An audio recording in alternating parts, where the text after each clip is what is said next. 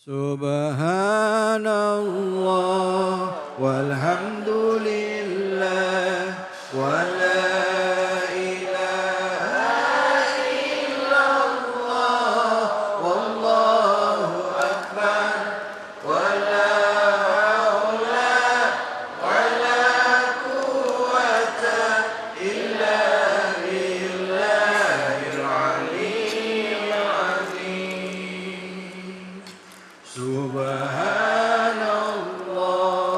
walhamdulillah wala ilaha illallah wallahu akbar wala haula wala quwwata illa billahil aliyyil azim. Sallu ala Nabi Muhammad sallallahu alaihi wasallam. A'udzubillahi minasyaitonirrajim. Bismillahirrahmanirrahim. Assalamualaikum warahmatullahi wabarakatuh.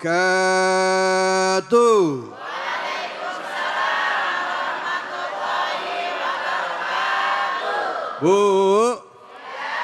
sehat? Pak, lemes banget.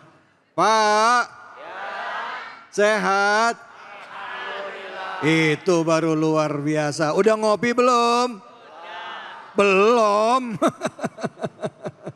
Alhamdulillah, alhamdulillahirabbil alamin. Kita semua tentu berharap hari ini kita masih diberikan nikmat sehat, nikmat iman, dan juga nikmat kebahagiaan atas kesempatan memperbaiki diri kita setiap harinya. Betul apa betul? Mari pertama-tama kita panjatkan puji syukur atas kehadirat Allah Subhanahu wa taala, Sang Rabbul Alamin, penggenggam seluruh jiwa. Allah lah awal dan akhir, Allah yang memberikan rezeki dan karunia kepada kita semuanya. Dan tidak lupa kita berikan salawat dan salam pada junjungan kita, manusia yang mulia, Nabi besar Muhammad sallallahu alaihi wasallam beserta keluarga, sahabat dan umatnya yang setia hingga akhir zaman.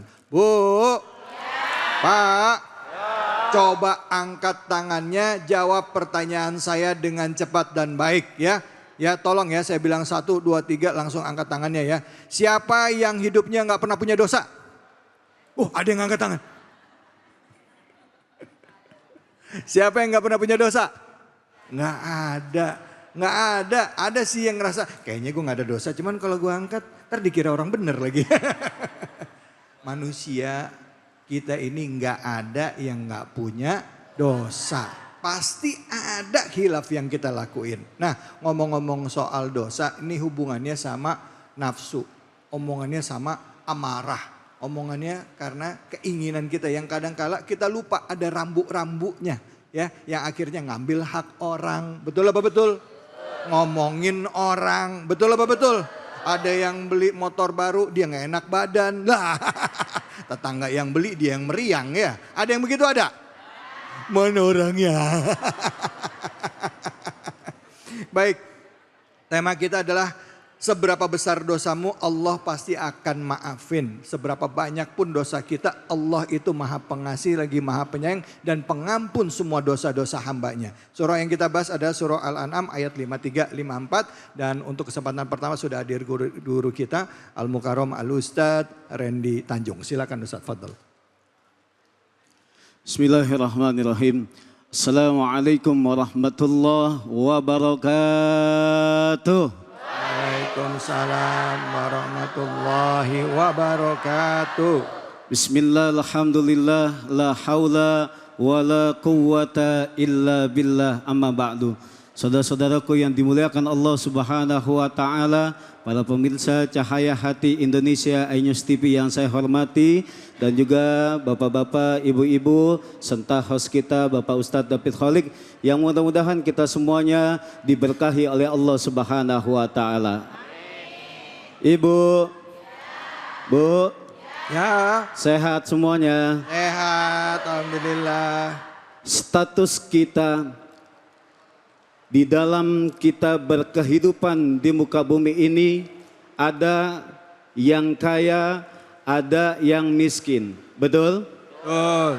Namun status kita tidak menjamin bahwa diri kita itu mulia di hadapan Allah Subhanahu wa taala.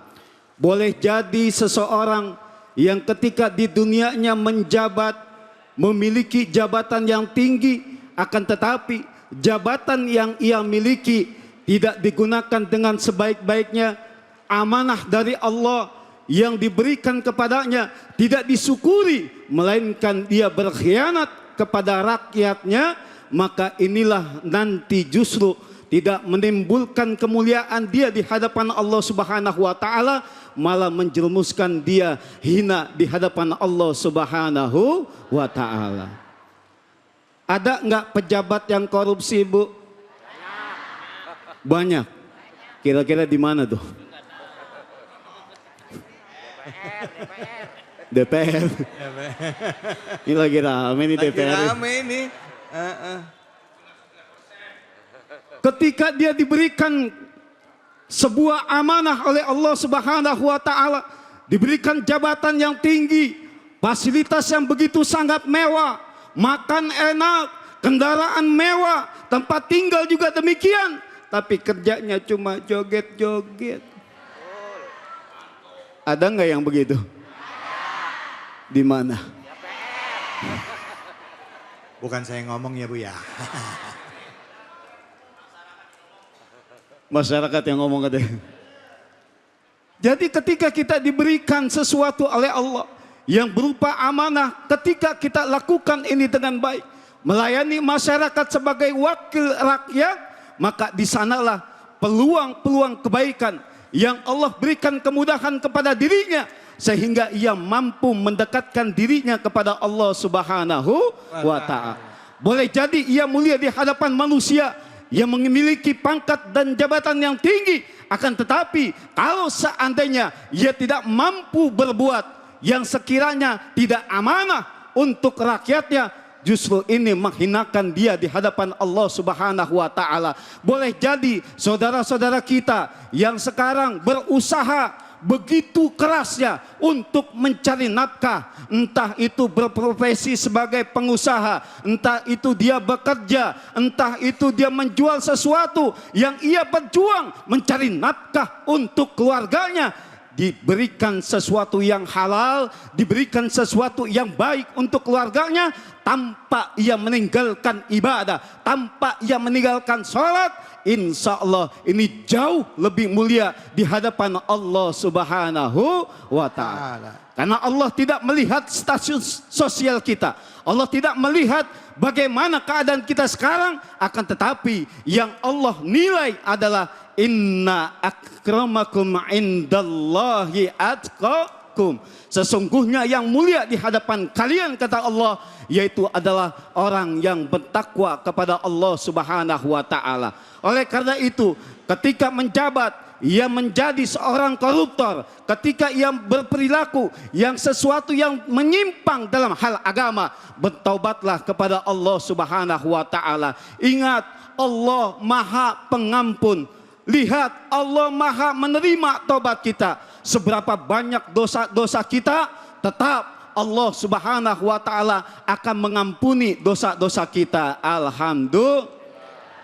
Ketika itu malaikat Jibril datang kepada Rasulullah. Ya Rasulullah, barang siapa dari umatmu seumur hidupnya ia berbuat dosa, 1 tahun sebelum ia meninggal dunia ia bertaubat mohon ampun kepada Allah, maka Allah akan hapuskan semua dosa-dosanya. Tapi apa yang Rasulullah katakan? Ya Jibril, jangan 1 tahun. 1 tahun itu kelamaan. Akhirnya balik lagi malaikat Jibril, kembali lagi kepada Rasulullah. Ya Rasulullah, barang siapa dari umatmu seumur hidupnya ia berbuat dosa, 1 bulan sebelum ia meninggal dunia ia bertaubat mohon ampun kepada Allah, Allah akan ampunkan seluruh dosa-dosanya. Tapi apa yang Rasulullah katakan ketika itu? Jibril, jangan 1 bulan. 1 bulan itu masih kelamaan. Umatku ini lalai. Akhirnya kembali lagi menghadap Allah. turun lagi, ya Rasulullah, barang siapa dari umatmu seumur hidupnya ia berbuat dosa, 1 minggu sebelum ia meninggal dunia ia bertaubat dengan taubatan nasuha, maka Allah akan ampunkan seluruh dosa-dosanya. Tapi apa ya Rasulullah katakan? Jibril, jangan 1 minggu, umatku ini lalai. Lihat betapa cintanya Rasulullah kepada kita. Lihat betapa pedulinya Rasulullah kepada kita. Kembali lagi malaikat Jibril menghadap Allah Subhanahu wa taala. Turun lagi, ya Rasulullah, barang siapa dari umatmu seumur hidupnya ia berbuat dosa, 1 hari ya Rasulullah sebelum ia meninggal dunia ia bertobat kepada Allah Subhanahu wa taala, Allah akan ampunkan seluruh dosa-dosanya. Tapi apa yang Rasulullah katakan ketika itu? Wahai Jibril, jangan 1 hari, umatku ini lalai. Lihat betapa Rasulullah mengetahui kualitas umatnya yang lalai kepada Allah Subhanahu wa taala. Akhirnya malaikat Jibril pun memohon kepada Allah Subhanahu wa taala, turun lagi, ya Rasulullah, Allah berkirim salam kepada engkau ya Rasulullah. Barang siapa dari umatmu seumur hidupnya ia berbuat dosa, jangankan 1 tahun, 1 bulan, 1 minggu, 1 hari, bahkan ketika ruhnya masih berbolak-balik di tenggorokan, malam yughargir, gorgoroh, dia tidak bisa berkata-kata apapun, dia tidak bisa berucap apapun, tapi matanya menatap tulus memohon ampunan Allah. Dia tahu bahwasanya Allah menerima taubat atas segala dosa-dosanya. Allah akan ampunkan semua dosa-dosanya. Itu maha luas ampunan Allah. Tapi sayang, 1000 sayang, Allah tidak pernah bosan mengampuni hambanya. Tapi kita sebagai hambanya yang terkadang bosan memohon ampun kepada Allah Subhanahu. Na'udzubillahi min. Bu, kita yang bosan terkadang minta ampun sama Allah, betul? Kita yang terkadang enggan bahwa mengatakan bahwasanya Allah tidak adil dan lain sebagainya. Lihat betapa cintanya Rasulullah kepada kita. Lihat betapa pedulinya Rasulullah kepada kita. Bahkan ketika Bapak umroh, ketika Bapak pergi haji, datang ke makam Rasulullah, tertulislah di sana, syafaatku akan aku berikan untuk umatku yang penuh dengan dosa-dosa. Itulah maha luasnya ampunan Allah Subhanahu wa taala. Jadi apapun yang kita lakukan, dosa apapun yang kita lakukan, insya Allah kalau kita mau bertobat, kembali ke jalan yang benar. Wahai para pejabat yang saat sekarang ini, selamatkan diri Anda dari korupsi, selamatkan diri Anda dari kezaliman kepada rakyatnya. Insya Allah dengan bertobat kepada Allah, insya Allah akan mulia hidup kita di mata manusia dan juga di hadapan Allah Subhanahu wa taala. Amin ya rabbal alamin. Kita istighfar dulu yuk Bu, yuk. Astaghfirullah Rabbal baraya, astaghfirullah minal khataya. Semuanya yang di rumah. Astaghfirullah Rabbal baraya, astaghfirullah minal khataya. Begitu banyak ampunan ya yang Allah berikan, begitu luas pintu ampunan Allah berikan kepada kita di dalam surah Al-Imran ayat 133 ya. Wa syari'u ila magfiratin min rabbikum wa jannati arduha samawati wal ard u'idat lil muttaqin. Bersegeralah kamu mendapatkan magfirah Allah seluas bumi dan langit ya, yang siapkan bagi orang-orang yang bertakwa. Mumpung ada kesempatan tobat, ayo tobat. Bu, Ibu mau tobat? Pak, Bapak mau tobat? Apa dosa gue? Apa dosa gue mana gue tahu. Ya, kita tobat apapun dosa kita, besar kecil tobatannya tobat nasuha. Siapa yang mau nanya silakan angkat tangannya, silakan. Siapa ini? Bapak deh, Bapak. Silakan Pak. Ya, mic-nya mana mic-nya? Ya, silakan. Assalamualaikum warahmatullahi wabarakatuh. Waalaikumsalam warahmatullahi wabarakatuh. Bismillah, alhamdulillah, salatu wassalamu ala rasulillah, amma ba'd. Ustadz, Nama saya Dedi Junaidi, seorang jamaah dari Masjid Ar-Rahman ini. Ya. Saya ingin bertanya, Ustadz, kalau kita lihat tayangan di televisi atau media sosial lain juga, banyak kasus korupsi, khususnya korupsi haji, katanya tentang makanan, minuman di Arab Saudi, dan lain sebagainya. Nah kemudian ada seorang teman saya sudah meninggal dunia.